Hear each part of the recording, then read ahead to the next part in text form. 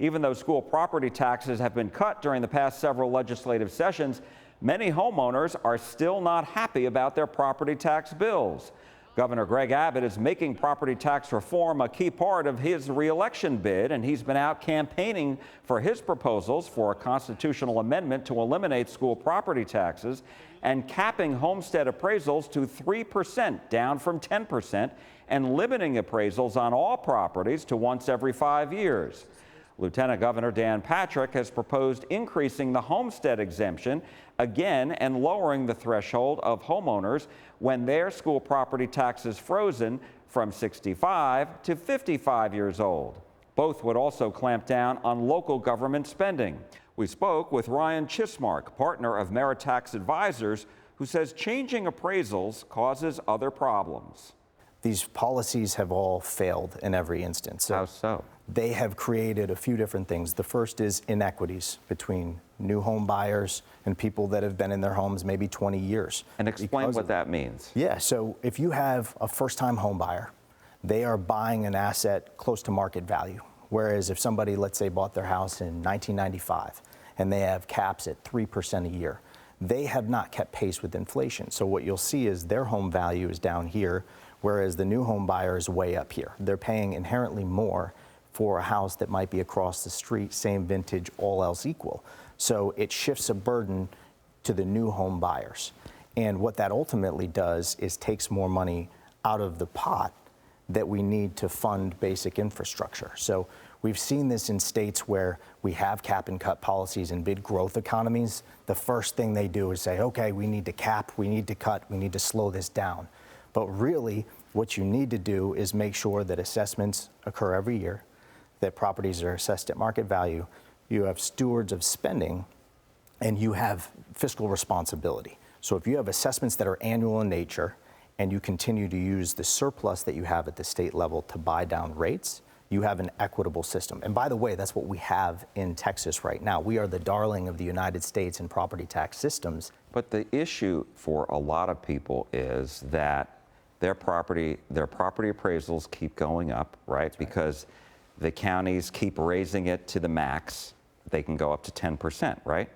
And so that goes up to the max, and people feel as if maybe their school taxes have gone down, but they don't feel it because of local spending. That's exactly right. Right? So what's on the head. So people, that's how people feel. People are very frustrated over this. They're angry about it. They feel as if they buy their home, they pay off their home, but the government still owns it, is what we hear a lot, right? That's right. Is that justifiable that people feel that way, number one, and number two, what do you think the solution is? Yeah, and that's why the soundbite of cap and cut has worked well and it has gotten traction, but it sounds good and it doesn't work, and it never has.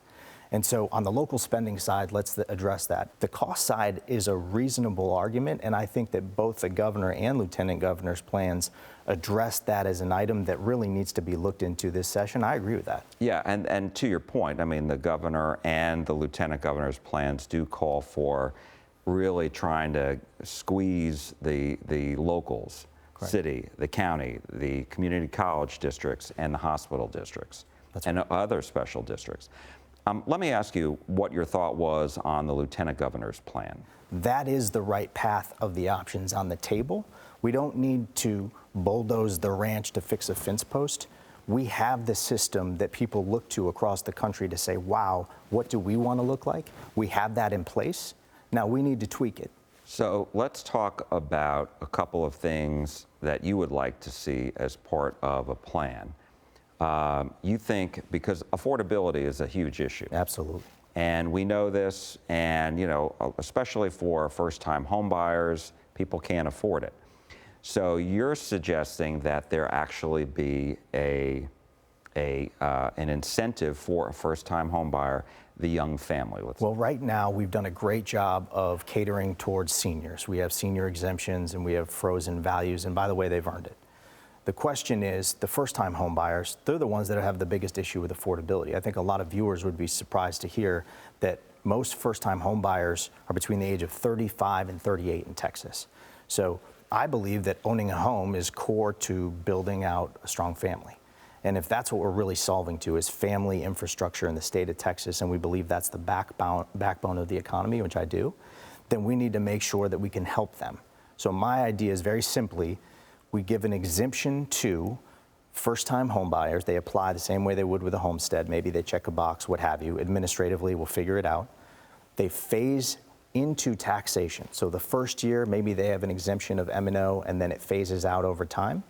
The same way these other seniors are phasing out of taxation, the home buyers are phasing into taxation. And in the middle, we can continue to expand the homestead exemption so everyone gets relief.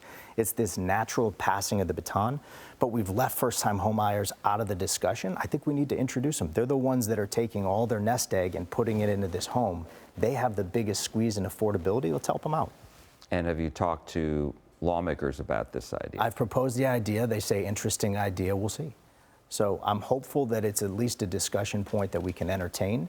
I think relative to the cost of some of these other programs, it's relatively nominal. We're still running the numbers, but I think it's maybe a half a $1 billion instead of $4 or $5 billion as some of the other proposals have cost. So when we look at the systems that have worked nationally, not just in property tax but other funding sources, we have an endowment system in the state of Texas that funds public universities, and it's thriving. And we have some of the best public universities, arguably the best public university in the country. And in states like Alaska that have a heavy dependency on oil and gas, they have royalty income. That royalty income, in part, is earmarked and cut checks back to the local citizens of that state.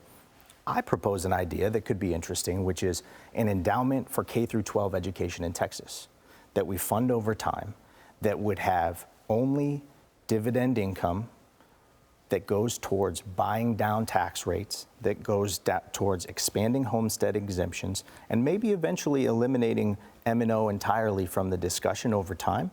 But let's have 30-year long-term strategic planning and a dedicated revenue source that's not a 2-year, we have a surplus, what do we do with it discussion. Because the thing that we know for sure in a capitalist society is our economy booms and it busts. And right now we are booming, but we will not always have a surplus. And if we are budgeting and planning future decisions and making future obligations with short-term revenue, that's a mistake. It's a mistake in personal finance. It's certainly a mistake if we're talking about the 8th largest economy in the world. So you're talking about a long-term funding source for K through 12 schools. That's right. And do you think that's doable? I do. I think it's very doable, and I think the proof is in the fact that we've already done it. It's just applying to a different discipline.